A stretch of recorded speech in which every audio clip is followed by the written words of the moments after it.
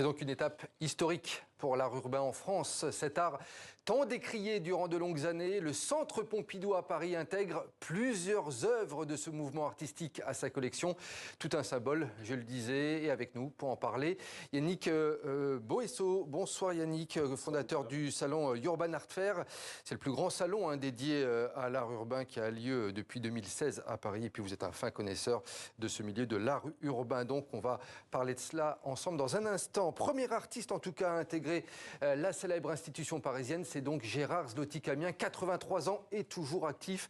Il est présenté comme le pionnier de l'art urbain en France. Le Centre Pompidou a fait l'acquisition de 8 de ses œuvres emblématiques. Gérard Zloty-Camien, eh bien, on l'avait rencontré en 2022 lors de son exposition à la galerie Madgot à Paris. Je vous propose qu'on regarde un petit extrait. Gérard Zloty-Camien est considéré comme le père de l'art urbain en France et même dans le monde. Sa première œuvre, c'était en 1963. Les bombes aérosols n'existent pas encore, alors il réalise ses fresques avec des poires à lavement remplies d'encre et de peinture. Depuis, il les a remplacées par des pinceaux ou des bombes. Mais l'envie et le plaisir de créer restent intacts. C'est très curieux ça, d'avoir toujours le même plaisir. Je ne sais pas pourquoi. Moi, j'ai la foi.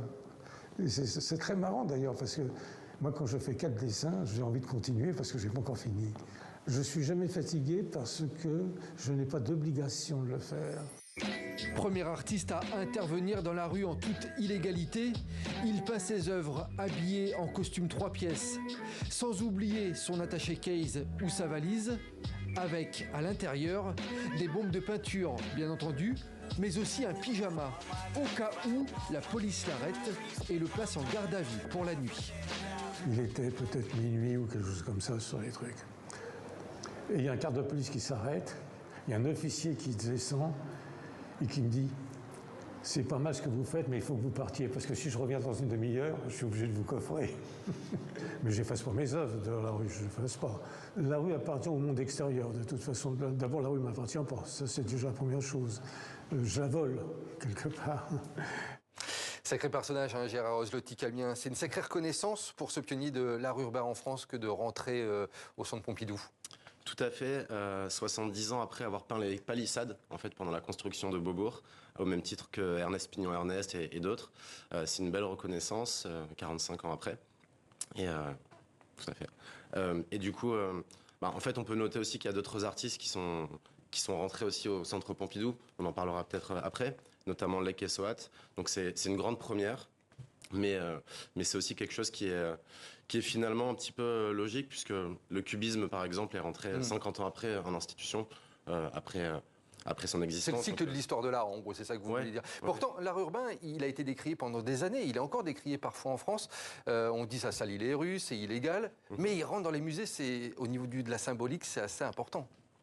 Les musées, en fait, c'est quelque part une mémoire collective via le patrimoine. Donc oui, c'est important, puisque dans 50 ans, dans 75 ans, c'est ça qui restera peut-être aussi pour les présenter de façon organisée au public. Donc oui, c'est très important. Pourquoi les institutions s'intéressent autant à l'art urbain depuis plusieurs années, puisqu'il y a des expos dans les musées, mais comment est-ce qu'on peut expliquer cette tendance ?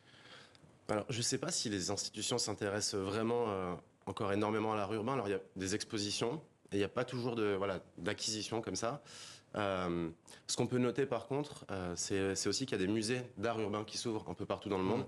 À Berlin, Urban Nation, il y en a un à Miami, Museum of Graffiti, Strat Museum à Amsterdam. Donc il y a plutôt des musées qui ouvrent en fait, plutôt que des acquisitions de façon générale. Prochain artiste qui devrait entrer au Centre Pompidou, Mystique, une artiste qui nous a quittés en 2022, et là aussi c'est une pionnière du street art. Ça serait aussi important que l'on ait cette figure de l'art urbain et du féminisme qui rentre à Pompidou. Tout à fait. Tout à fait, parce que Mystique, c'est aussi une figure pour le grand public. Tout le monde la connaît dans la rue. Elle a fait des boutiques, des devantures de magasins. Enfin, c'est quelqu'un qui est destiné au grand public et qui est une porte d'entrée vers l'art pour beaucoup de monde.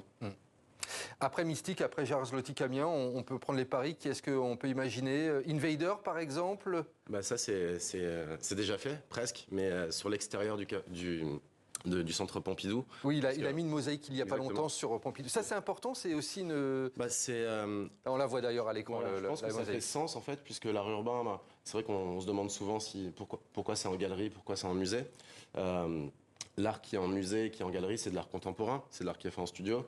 Mais avec cette 1500e pièce, on arrive à quelque chose d'assez cohérent. Zloty Camien, Lake et Soat aussi, par un projet qui a commencé via des palissades, en fait, qu'ils ont peintes il y a 2-3 ans.